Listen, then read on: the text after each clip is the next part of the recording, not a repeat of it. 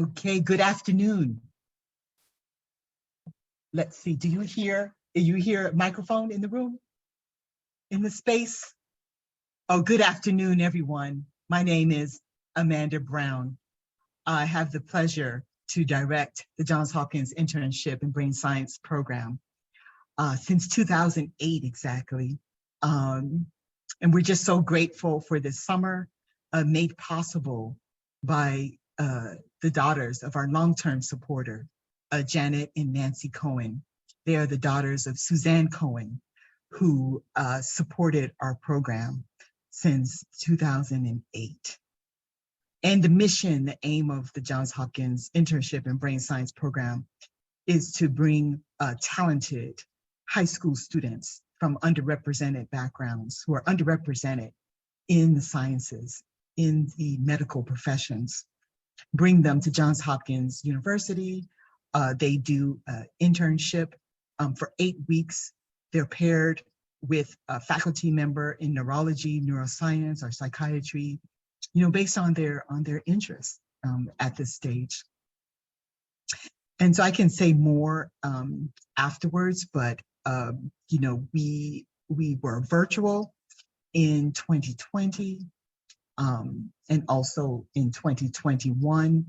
And my partners in this work, Heather Thomas and Dr. Claire Carter, were really adamant about providing the broadest access to this programming, even through virtual means. And so they did a phenomenal job this summer in providing our professional development training in the form of virtual experience, which was phenomenal. So our 6 students who were in person had the opportunity to then get their professional development during that virtual space. As you know, we are, able to see the light beyond the pandemic, but there was quite a delay with the pre-employment processing and getting our students up and running, passing, getting their health checks, and all of the protection of human subjects training, et cetera, that they have to do before they can actually start. So there was quite a bit of delay. And so the 3 students that you're going to hear today, unfortunately, Kiana wasn't able to join us today. But the 3 students and Kiana, you will see how they persevered and persisted just in a phenomenal and deep way. So I salute them in being patient and working with us as we work through all the kinks in the system. Okay, with that, thank you for everyone who is able to join virtually, right? I am a glass half full person. So, this is the upside of all that we've experienced, that this kind of virtual space to provide access to those who are at a distance, but who are those that are supporting, mentoring, guiding, loving these young people. So thank you for taking time out of your busy schedule to join. Our first presenter today is Angelique Allen. She graduated from Baltimore City College. Oh, sorry. That's a major mistake. Big rivalry. Polytechnic High School, and she's on her way to Wesley College. And the title of her talk today, she was mentored by a group of folks under the primary mentorship of Glenn Treisman. And the title of her talk today is The Interdisciplinary Nature of Psychiatry. Angelique.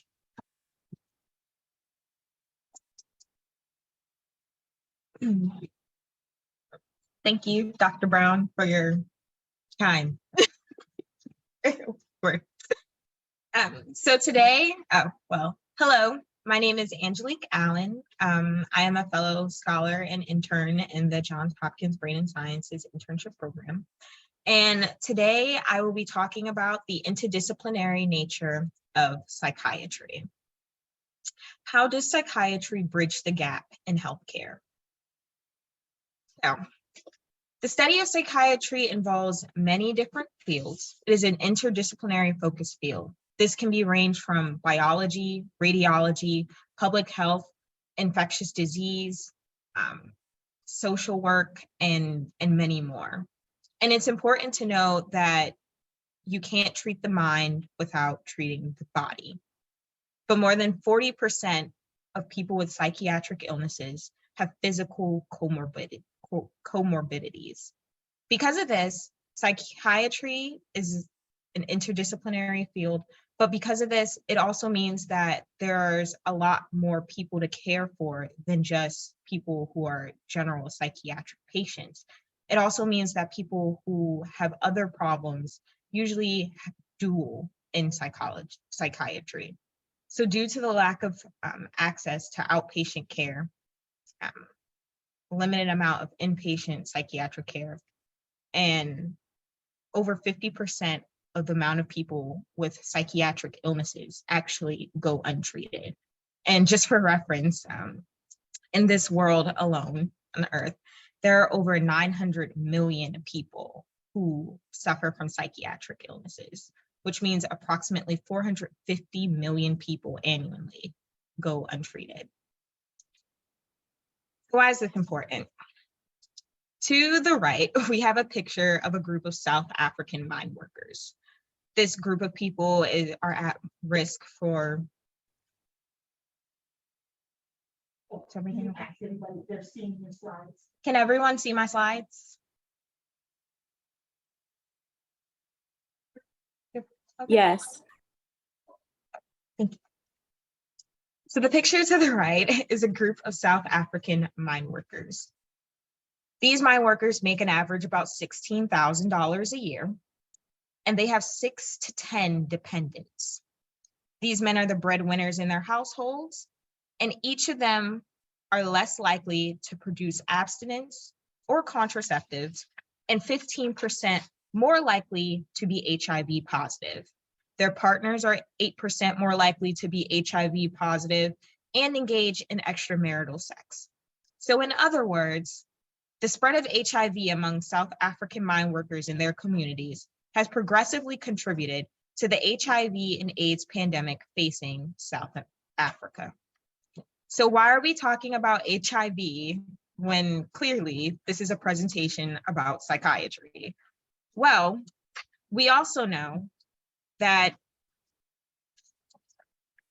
up to 23% of people with a psychiatric illness have HIV, that 50% of people with HIV have a psychiatric illness. And this is largely due to infection in the central nervous system associated with HIV, increased stress and anxiety due to having lifelong diseases, and HIV-associated neurocognitive disorder. Now, what does this mean for this group of South African mine workers who have HIV? What does this mean for the pandemic of HIV? It means that there is a correlation between HIV and psychiatry. And it means that if there is an HIV pandemic, there is a psychiatric pandemic that is being unmet. What does this say?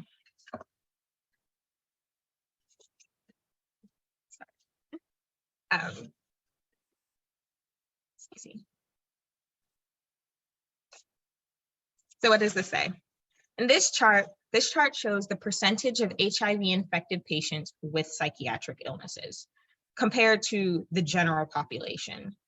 So in the first corner, we have people with depression. So 45% of people with HIV have depression, where compared to the 5% of the general public. 38% of people with HIV have anxiety compared to the general public of 19.1%. And 15% of people with HIV experience psychosis compared to the general population of 3.5%. There is a significant increase in the amount of psychiatric patients with HIV, but there is a significant increase in the amount of unmet needs in terms of psychiatric illness and HIV. And why is this? Generally because there is no access to psychiatric care in areas where HIV is prevalent. However, there is one clinic that I do know of that does have this. And I had the great opportunity of working with that clinic over this internship. The John G. Bartlett Clinic is an infectious disease clinic inside the Johns Hopkins Hospital. They focus on hepatitis, tuberculosis, STI, HIV, AIDS, and many more types of infectious diseases. And it offers multiple types of services and care. This includes nutrition, pharmacy, social work, case management, and psychiatry. Now, the important part about this clinic specifically is that it allows psychiatric care to meet people who have HIV. And so with this, we can follow a perfect psychiatric care model. The idea is to assess, coordinate, treat, and revise. And while this might seem like the basic idea and understanding of what you should have when any problem solving, it is often overlooked because there is a lack of information towards emergency doctors, people in infectious disease, people in other modes of care about psychiatric illnesses. Yes. Speaker view.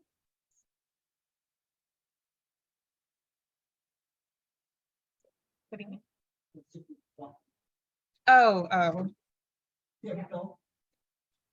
Thank you. My apologies. Was I? Yes. So this is the psychiatric care model to follow. So assess, to look at what the patient needs, the background, the history. What is the patient's unmet need? Why are they here? Coordinate, to coordinate clinical care, to know that psychiatry isn't the only thing. Infectious disease isn't the only thing. When you're dealing with psychiatry, it is an interdisciplinary because you must deal with everything that makes the person. When a person is depressed, it is not just because they have a chemical imbalance. They may be depressed because they're grieving. They may be depressed because they're homeless. They may be depressed because of a million other things that are going on in their lives. And in order to treat that, you can't treat symptoms, you must treat causation. And so the idea here is to coordinate with what the patient needs. Sometimes this can be social workers. Sometimes this can be occupational therapists. Sometimes this can be a psychiatrist, and sometimes this can be medication. And so that leads us to our next idea, which is to treat what the patient needs, to help the patient improve their livelihood, to make the patient better. Overall, the important part of psychiatry is that when you treat a patient, you are not just treating the symptoms. You are not just treating them because they feel sad. You're treating them to feel better in the future and know how to deal with things when they do feel sad again. That is the idea of psychiatry. And to revise. To revise is often to go back and to see what worked and what didn't work. What can you do? What can you do to make them even better? What made it worse?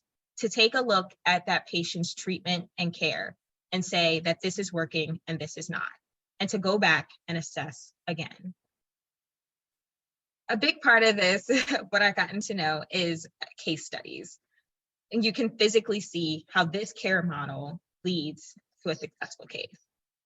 For case study 1, we have a patient who is a middle-aged African-American male with HIV, bipolar disorder, and a history of substance abuse. Their major problem is they're an avid cocaine user with a tendency towards violence and assault. They were recommended to patient care due to stabbing a civilian on a bus. And yes, I know exactly what you must be thinking. Well, why aren't they in prison? Well, the answer is that you can send someone to prison, but it doesn't mean that they don't need help. And this person has gone to prison before for assault, so that is in there. But this specific individual, has manic bipolar disorder. And the big problem with that is that they're very emotionally stimulated.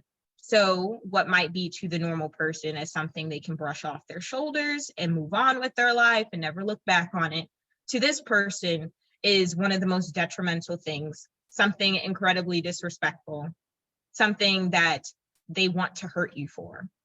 And this person specifically did. The reason they were recommended to the patient care unit was due to stabbing a civilian on the bus who they believed they heard making a remark about them. No follow-up questions or any questions asked about what they said or if anything, any other route could be resolved. No ignoring just because someone says something. This person walked up to someone and just stabbed them. And then they were arrested for assault. Their personal goal is to not go back to jail. And the overall treatment plan for this person follows a couple of things. Again, this person has HIV. So obviously, in order to treat the mind, you also must treat the body. So they are getting antiretroviral therapy for their HIV, but they're also getting behavioral therapy, antidepressants, bipolar medication, and withdrawal medication. An important part of dealing with someone who has substance abuse and keeping them clean is the behavioral therapy, withdrawal medication, and antidepressants. If a person who has substance abuse feels withdrawal, they're more likely to go back to using. If a person with substance abuse feels depressed and their previous use of methods made them feel happy, then they're more likely to go back and do it again. And in behavioral therapy, the idea is that to create good behaviors that allow that person to function and get back in life. Before this person came to the clinic, they were unemployed, they were a cocaine addict, they've been in jail multiple times, they had burned all bridges with family, hanging out in the wrong areas, made the wrong friends, and people would just give him cocaine. But after coming to this treatment and with continuous coming to the clinic, they now have a modem to get back together. They now have a job. They now stay away from people who offer them cocaine. They now take their medications. They now no longer use cocaine. And they no longer carry a knife to stab people with. And this is part of that behavioral therapy, to continuously induce behaviors that are going to allow that person to continue to want better for themselves and do better for themselves over time. This person's specific goal was to not go back to jail. Using this, Dr. Glenn Treisman uses negative reinforcement in order to get him to not carry a knife, so he won't stab someone, so he won't go to jail. And the idea is that if you take away the knife, if you don't carry the knife, then you can't stab someone. And if you can't stab someone, then you're not going to go to jail for assault. And this person's modem is to not go to jail. This is really important because their modem isn't to avoid prison in general. It's just to not go back to jail. They don't operate the same way that we do as the general public. They operate on a reward-based behavior. In this case, the reward is not going back to prison. In what other ways can this model be used? The model of psychiatric care can actually be used on multiple types of interdisciplinary psychiatric care, from HIV and AIDS, but also to chronic pain. This is another part of my internship where I've been working in the mornings every day, the Myers-6 Pain Treatment Program. This treatment program is basically a program at Johns Hopkins Hospital that focuses on chronic pain and explains sensory amplification syndromes and complicated medical comorbidities with underlying mental health disorders. So in other words, they evaluate people who both have chronic pain and underlying mental health problems. This is really important because they tie in together. So what exactly is chronic pain? Chronic pain is just pain that lasts beyond 3 months in its most basic definition. However, it's actually pain that lasts beyond that and is worse than that. If you had a bruise when you were 5 and you skinned your knee and it healed, and then maybe like 3 months later or 4 months later, that same place you had a bruise was a little painful, that's not chronic pain. Chronic pain is overall, it debilitizes you. You aren't able to function because the pain disrupts your daily activities, your livelihood, including work, social interactions, mobility, and taking care of yourself. It continues long after an injury. There is no specific reason or no detectable reason. And it often contributes to really your livelihood. Many people in this clinic I have seen have stopped working, which I have one patient who actually stopped working, and her husband was really, really stressed out when she went into the clinic because that was 40% of their income. 40% of their income, 40% of their livelihood gone because her pain was that bad and she was depressed because of it. So that's what the pain treatment program really is. Chronic pain is a criteria to be a part of it, but it's also dealing with how chronic pain and psychiatry together can be used to fix chronic pain and mental illness at the same time, which is very different from acute pain. Acute pain is like if you just had a surgery and it hurts for a little bit, but it goes away afterwards. Or if you broke your leg, it hurts for a little bit, but it goes away afterwards. So what's the problem? And the problem with chronic pain is a patient seeks treatment for pain. They hurt, they want something to take it away. They want it to stop. But they receive an elusive diagnosis and symptoms and symptom-focused treatment. This treatment does not get the root cause. It aids at symptoms, maybe some pain management, but pain comes back. And so treatment methods don't work. They only manage the symptoms, and the pain continues to disrupt daily life and function. And so the cycle continues, and the patient seeks treatment for pain from another person.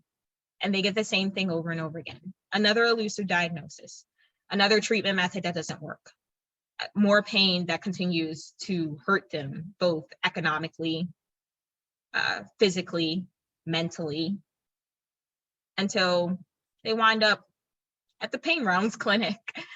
And generally all our patients there are a last resort. So they've been treated for years with multiple different specialties, multiple different doctors, care teams, but no one has answers for them and no one can do anything that works. So here's the idea. The idea is to use multiple forms of therapy to get a patient what they need, to treat chronic pain while treating underlying mental illness. So that leads us to case study 2. Case study 2 is a 36-year-old female with chronic somatic pain. She has many, many different problems: dysautonomia, infertility, fatigue, severe major depression, anxiety, POTS, hypothyroidism, inflamed epidermoid cyst of skin. She actually has a lot more symptoms, more problems than the ones that I listed here. But these are the main ones that we treated. Her pain, she always described that it came in 3 different forms. It came from skin, burning, nerves. Her nerves felt like they were like on fire and shooting, joint pain.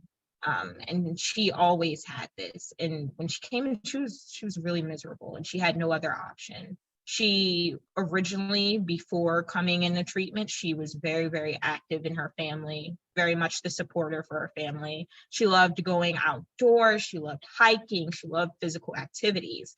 However, when she came to us, she did none of those things. She felt guilty because she couldn't be there for her family, which overall was not good for her treatment, but it worked out.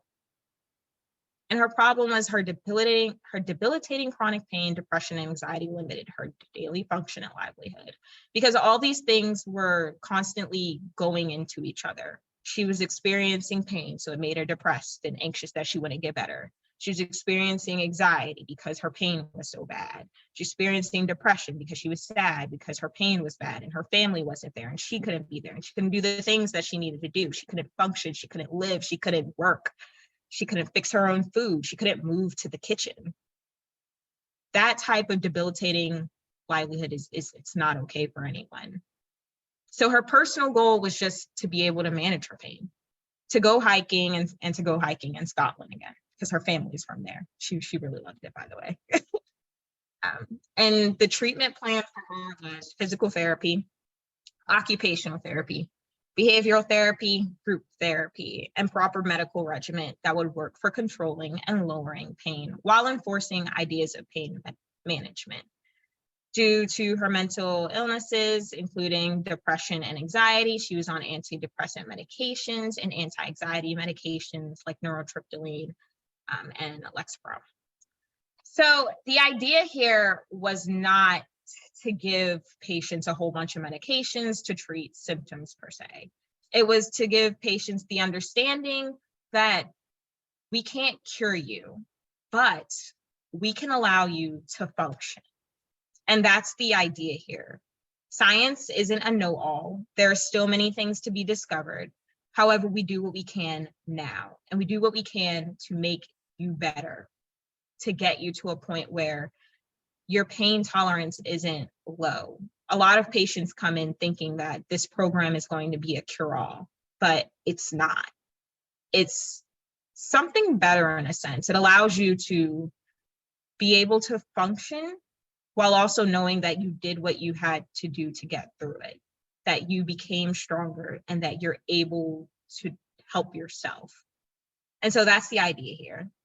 This patient went home a week ago.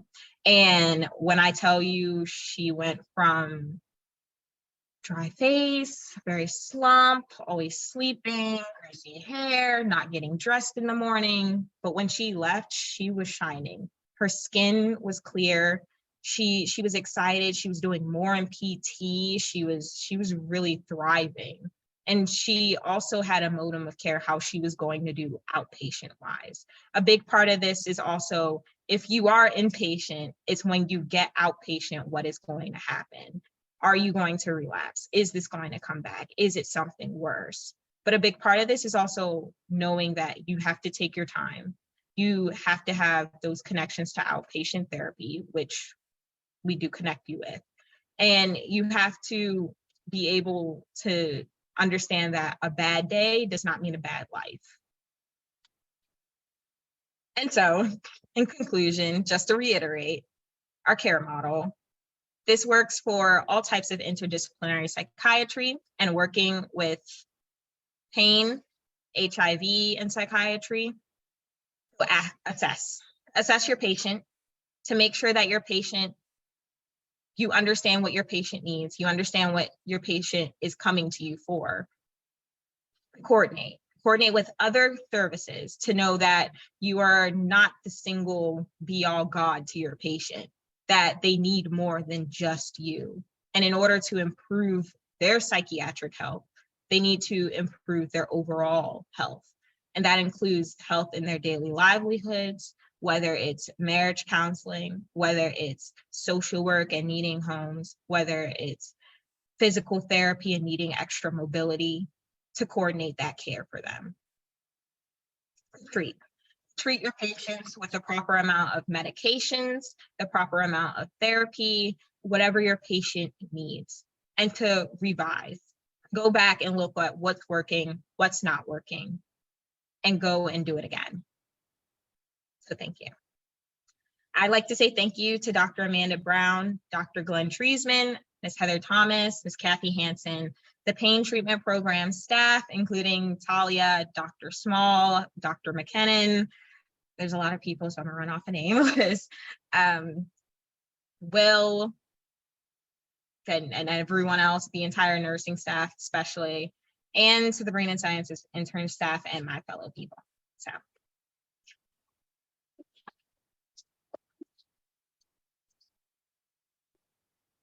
A couple of questions right there. Yes. Are there any questions? So, yes. How long does the average stay there?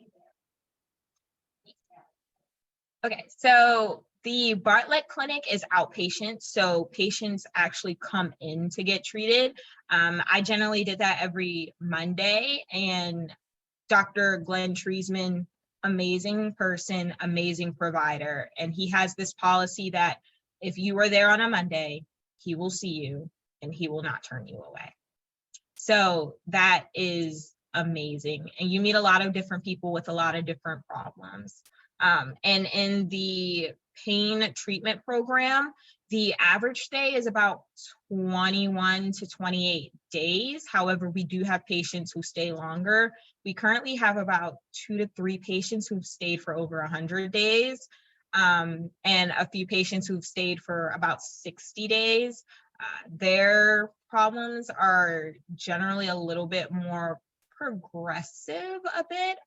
One of the patients who stayed for over 100 days actually has something called functional blindness, which is he calls it functional blindness. So we all kind of just go with it because it makes sense. So it's a movement disorder. This patient was a veteran.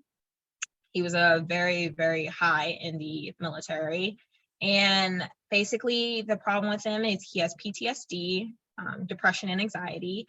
And a big part of his problem is that he can see, like he has the mobility to see. However, his eyes won't open per se. They squint really, really hard. It causes him a lot of pain. He walks with a blind cane, but he has the ability to see. So his goal at the moment is to have 80% function of his eyes. His eyes open so that he can control that, because it's very frustrating for him. And we have some patients, the woman that I talked about, she actually only stayed for about 4 or 5 weeks, and she's better in a very, very quick time. So it really depends on the individual, but yes. Thank you. Amazing. I'm going We got the to, next step. Yeah. Thank you so much. That was amazing presentation. I learned so much, right? We learned a lot. Next up will be Fabian Antu. Fabian is a rising senior at Western High School. She works with me. Thank you so much. Good afternoon, I'm Fabian.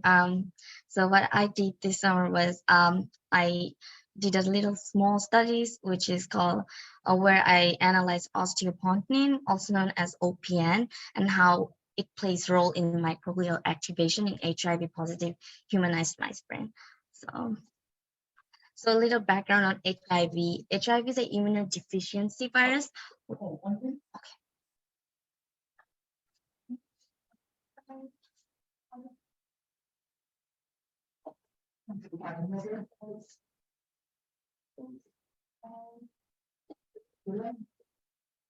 Oh, sources. So it's still showing the old one.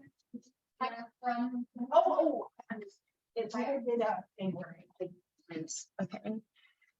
Experiencing difficulties. Like back here and then share. Yeah.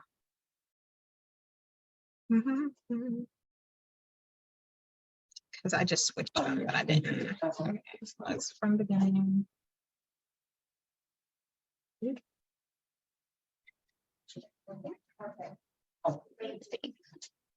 Okay, I'll just go again. Yeah. Good afternoon. I'm Fabian. So what I've done this summer was I did a small study where I analyzed osteopontin, also known as OPN, and the role it plays in microglial activation in HIV positive humanized cell, mice brain. Okay. So a little background on HIV is an immunodeficiency virus, which means it attacks our immune system, which makes us unable to fight diseases, illnesses that happens. And although it does not have a cure, it does have treatment. We will receive medications which can control the HIV infection. And if it's not treated progressively, it will get worse. It will lead to AIDS. And as a result, our immune system will be destroyed. That we will be more prone to getting more diseases and deadly infections. And how this all happens is this HIV, it enters microglia and macrophages, which are cells in our central nervous system. What it does is it causes dysregulation in the brain, as a result, like toxicity, loss of neural functional, then cell death. And since microglia is a cell that maintain homeostasis, what it does is it performs phagocytosis and antigen presentation, causing more and more spread of microglia. So although it does try to help, it does leads to inflammation. You can see in this visual, it starts with this like shape, and then as more toxicity occurs, it turns into more of a circular shape. And when homeostasis is it's lost, what happens is people get more prone to cognitive impairments, which is like indecisiveness, memory loss, lack of concentration, which are again connected to neurodegenerative disorders. So, and OPN, as I mentioned before, which we are focusing on, basically, what a small introduction would be it exists in cognitive impairment. Well, research showed that in Alzheimer's disease, which is associated with cognitive impairment, patients tends to have higher levels of osteopontin. And another study, which I mentioned in the bottom, osteopontin directly modulates. That study shows that OPN allows microglia to survive. So, sorry, to survive. So again, we can make association, we can make an assumption that if OPN allows microglia to survive, microglia will cause microglial activation, which leads to HIV.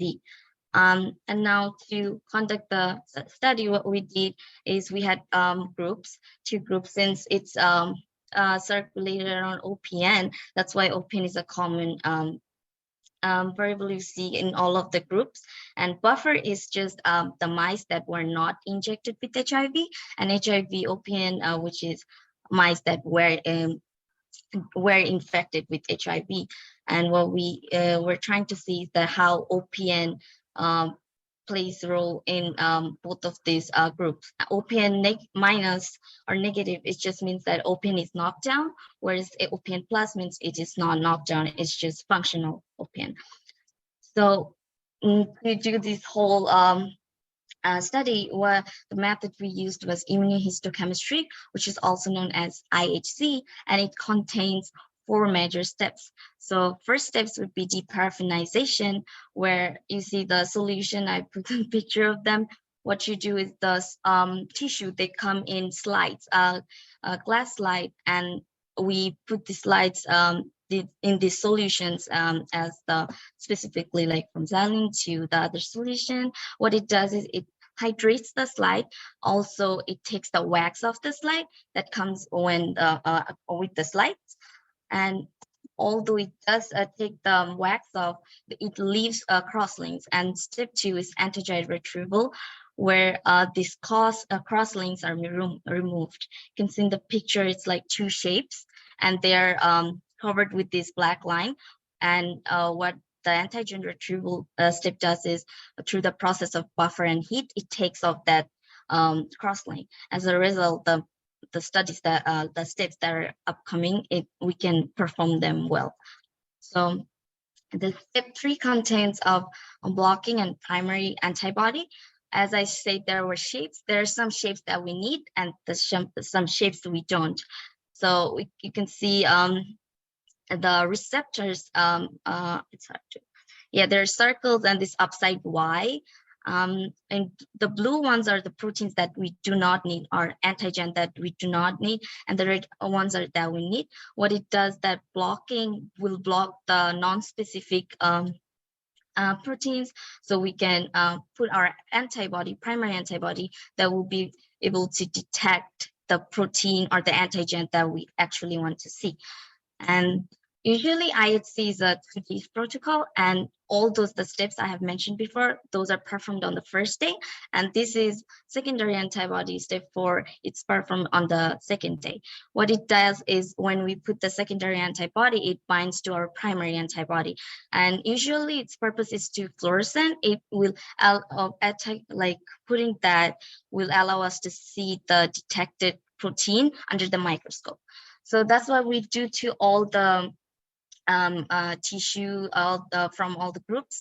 And what we do next is the imaging, well, we see it under the microscope. As I was saying that antigen, the detecting antigen, these were the antigen we were looking at, the CLIC7A, astrocytes, microglia, these are cells. These were what we were trying to find using antibody, and our antibody would be the second row where I mentioned A488 and all these are the antibodies that attaches to our antigen CLIC7A, astrocytes, and microglia. So you can see the CLIC7A was stained with green, then astrocytes was stained with pink, and microglia was stained with blue. And FITC, Sci-Fi, DAPI, these are just the channels that we see under the microscope. I've also mentioned, I put out the dilutions. Yes. So these are its own slides. So this is the overlap of all the cells.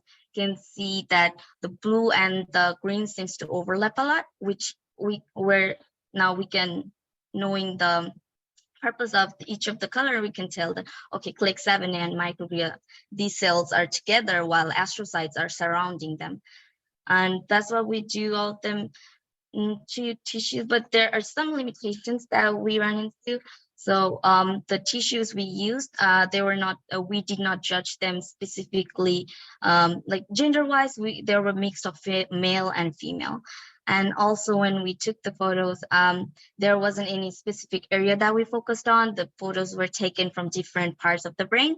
And it also connects to the condition of the tissue. Often the tissues that came in with the slide, it were folded or some of them were scattered, which is why it was also hard to take like perfect photos. And lastly, I did have limited amount of tissues slides, because each of the group should have at least 3 samples, whereas I had 2 samples. But regarding the limitation, we still try to draw some conclusions. So these are the graphs that were taken analyzing all the photos we took. And we can see where I circled, it's when HIV infected mice, the ratio to microglia to astrocyte ratio was much closer than HIV negative, which are status buffer OPN.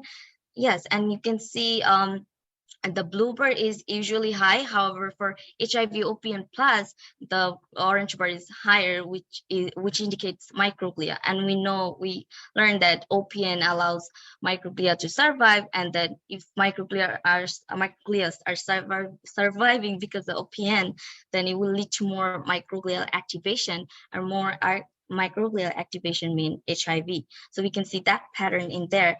The next photos is just to show again clear. You can see the red bars on the top is higher, whereas OPN is not knocked down, meaning again, the more the OPN, the more the microglia. Next, we see an opposite pattern in here. In HIV negative, we can see the ratio is much higher up, or it's not as close as HIV positive, because astrocytes were much more than microglia. And we could assume, okay, OPN, since it's a multifunctional protein, perhaps it does play a role in the more the OPN, the more the astrocyte. But we have to consider that we did run into some limitations, so there wouldn't be accurate findings. Again, but then on the bottom graph, if you follow the red bar, you can see a reverse function, where is when OPN is high, microglia is less, meaning that OPN is breaking the microglia, or working as a break in microglia activation. And that's, again, we cannot say it's the accurate finding, because we did run into some limitations. And this is another pattern we noticed, that in both HIV positive and negative, when OPN was not knocked down, there were more CLAC7A cells seen. And this does not have reasoning, because this does raise more questions. The purpose of CLAC7A microglia activation, yeah, we did not have a one reason. And lastly, what I did was I tried to count microglia, how much microglia, where is it present the most. What appeared was buffer OPN negative, which was a little bit contradictory compared to other patterns we have seen, but we can assume that mentioning the previous pattern, when OPN is knocked down in HIV negative, there are more microglia. And the second part that is seem to lead is HIV OPN plus. We do have reasoning for that. Again, the more the OPN, the more the microglia, and the more the microglia is, the more the microglia activation, which is associated with HIV. And again, we do have to consider that, and we did run into limitations, so it wouldn't be perfect. And that does conclude my findings. Lastly, I want to thank Dr. Amanda Brown for not only teaching me all this, but giving me great life lessons that I'll always refer back to. Thanks to my mentor, Maria, and lastly, Janet, and Nancy Cohen, and Johns Hopkins neuroscience scholars for all the support. Thank you. Any questions?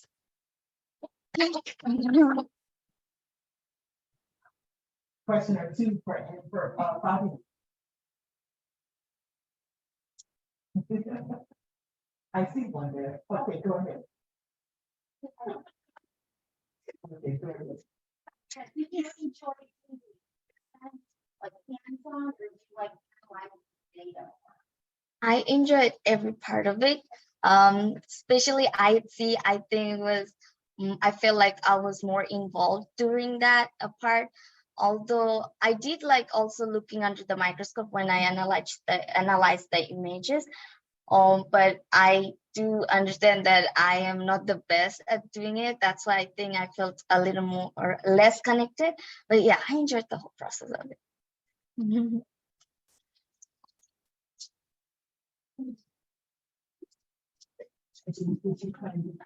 Prepared. Thank you so much. Well, excellent job, and I'll have additional to say. And so, no, we actually have Michelle, we have your time, because Angelique uploaded it. Yes, so we're all set. So our next speaker for today is Michelle Patinkin. She attends Edmondson West Side High School. She's rising soon. She worked this summer with Dr. Aruna Rao.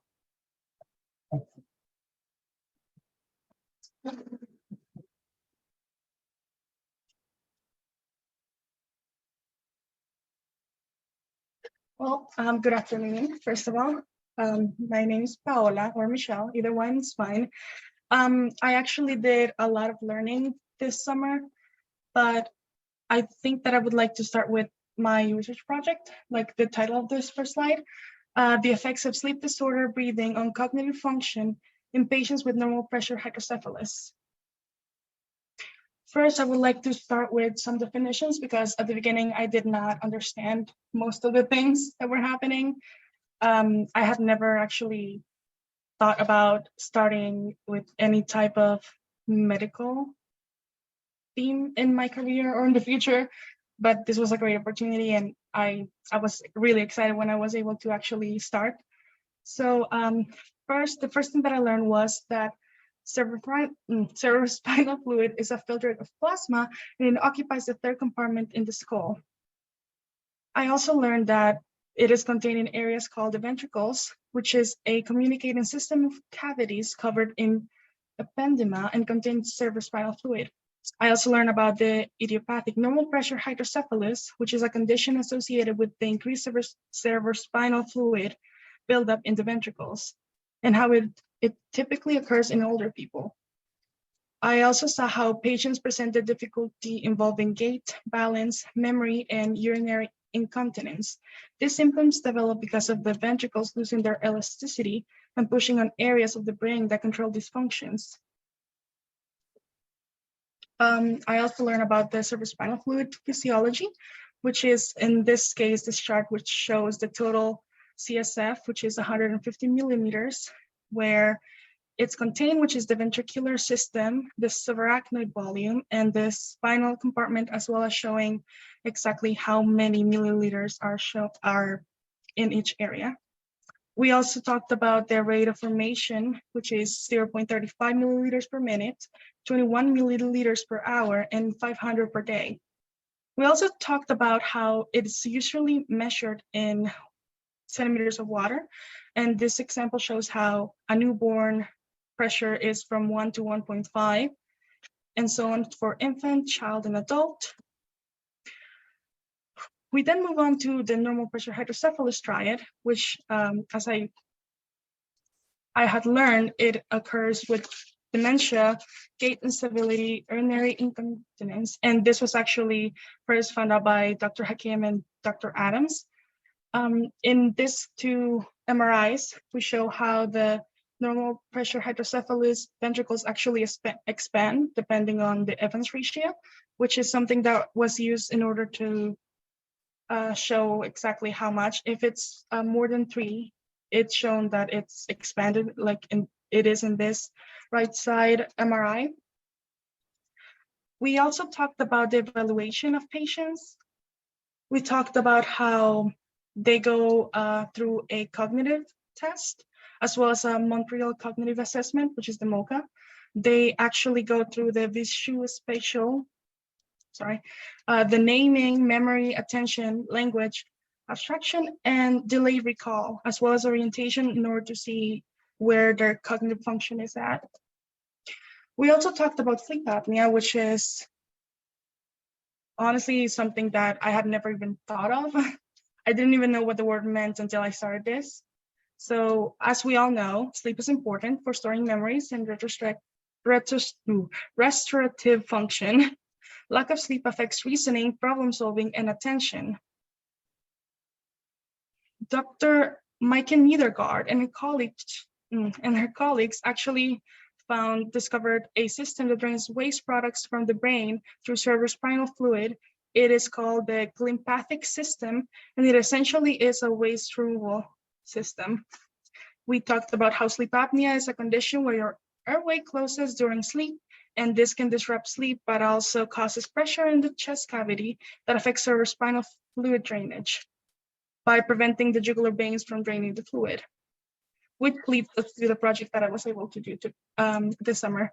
We talked about how both normal pressure hydrocephalus and sleep apnea were associated with cognitive deficits, and how NPH especially affects executive function, memory, and attention. And we wanted to explore the effects of sleep apnea on cognitive function in NPH patients with or without sleep apnea.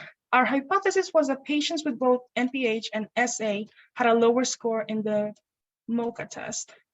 We were able to see a retrospective chart review of patients with NPH who were admitted to the Johns Hopkins Hospital between 2019 and 2022. We were able to see a sample of 65 patients, and we also learned how all these patients were administered the MOCA test as well as the polysomnograms, which is a study of sleep. In our results, we were able to see how sleep apnea was an independent variable while the MOCA scores were dependent. We also saw the demographics where there was a predominance in males, as well as our example having 78.46% of sleep apnea, ranging from mild to severe, with 34.4% being mild, 21% being moderate, and 23% being severe. We also did an analysis on the body mass index with an average of 27.91, with a range from 1866 to 47.88. We also analyzed the MOCA scores pre and post surgery with averages from 21.75 and post from 22.40. While looking at the results in the MOCA scores, we were also able to see how there was a 53.9% improvement while a 29.2% decreased. In our conclusion, we showed how in patients with NPH, there was no statistically significant difference in the MOCA scores in those with sleep apnea. So our results suggested that sleep apnea does not have a direct correlation to affect cognition in NPH patients. I would like to thank, I didn't put this in the slide because there was a limit, but I would like to thank Dr. Brown, Dr. Aruna, who wasn't able to be here because of personal reasons, and all of the staff and all of my peers, which were great to talk to. Thank you so much. All your presentations were great too. And really thank you for this opportunity, and thank you so much for letting me be able to be part of this program. And here are my bibliography.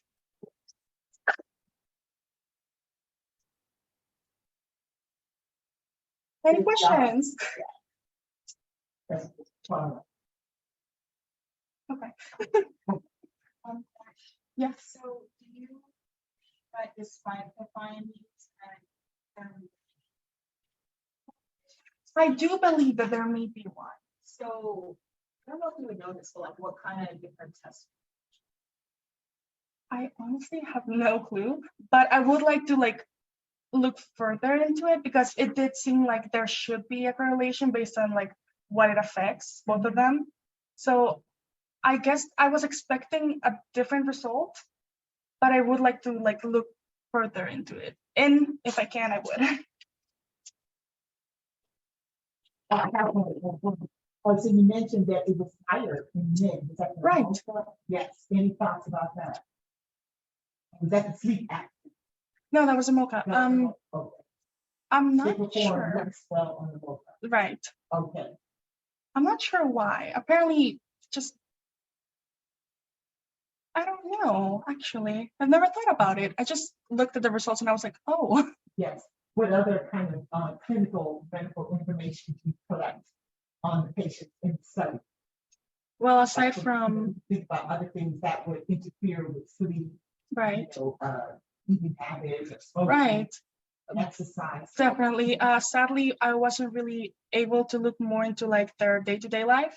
However, I do feel like if I was able to, there would definitely be more studies that I will be able to like perform to see exactly why they didn't change or why they did change. Great. Excellent job. Thank you. Thank you. Don't hold him too far. Wow. Heather, I think I can retire in about 10 years because you will have finished your college, you will be finishing graduate school. So I can have confidence that we will have young people that will know how to execute the scientific method, whether it's doing basic science research, asking fundamental questions, or doing clinical patient-based research to improve the lives of others. I think you can see, their passion that came out. I'm so excited. Excellent job, each and every one of you. And so we have our certificate of completion. Angelique Allen. Congratulations. Maybe. Oh, thank you, Heather. We'll get a picture. Oh, it's right down there. You mind taking a picture? Do we have to take with our mask? I think we're not breathing too hard, right? Just for the picture. Tell me.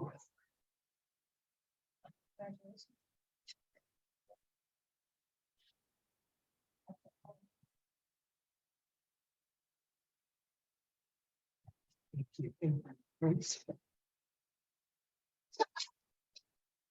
Next up is Fabian Adri.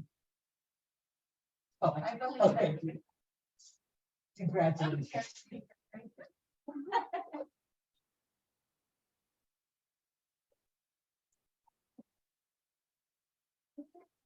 You hold it.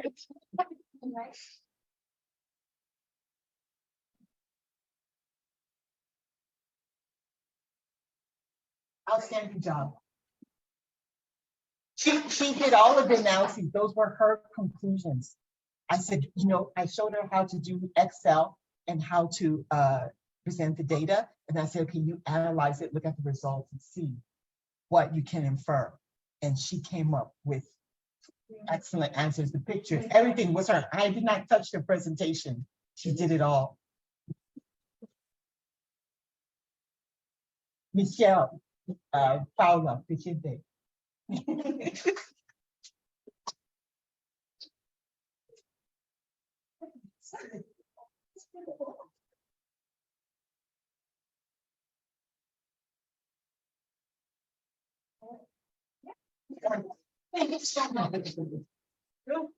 This is another one who is a powerhouse.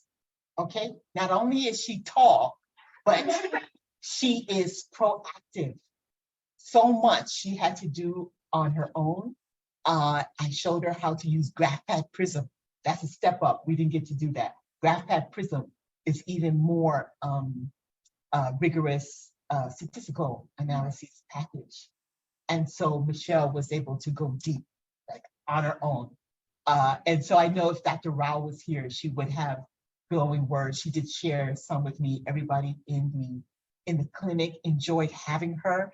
It was also an advantage because she could speak Spanish, and so there were patients who didn't speak English, and so she could explain to them what the doctor said and what was happening, and that was so valuable. You said something about, I never, done medicine or was not considering. I hope that this experience will. Okay, wonderful. And so that's what we're about in JHIBS. So thank you all. Was there anybody online who wanted? You can unmute yourself if you had a question or if you want to say something to your scholar. Go ahead.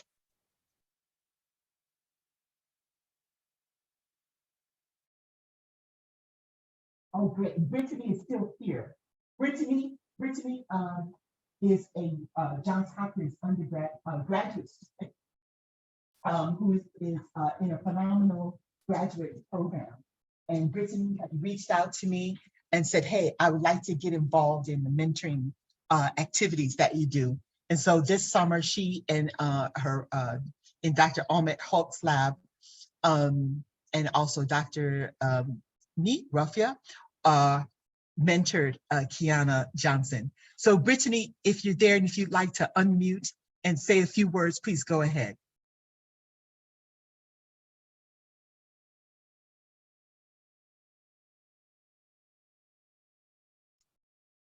I know sometime, right, with this virtual space, we